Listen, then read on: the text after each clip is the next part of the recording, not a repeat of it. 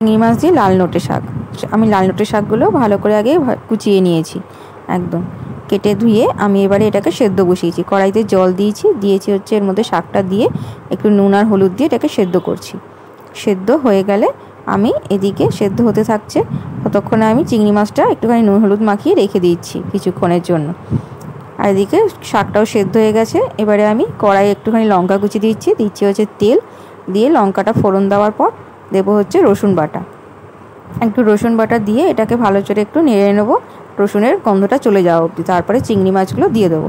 চিংড়ি মাছগুলো হালকা করে ভেজে নিয়ে আমি এবার সেদ্ধ করা লাল নোটে শাকটা দিয়ে দেবো। এবার এটাকে নাড়তে থাকবো যতক্ষণ এর জলটা না শুকায়। এবার জলটা প্রায় শুকিয়ে আসলে তার আগে আমি একটুখানি চিনি দেবো। একটুখানি চিনি দিয়ে এটাকে পুরো নাড়তে থাকবো শুকনো হওয়া অবধি। এই যখন শুকনো হয়ে আসবে তখন তৈরি হয়ে গেল আমাদের চিংড়ি মাছ দিয়ে লাল নোটে শাক। টাটা।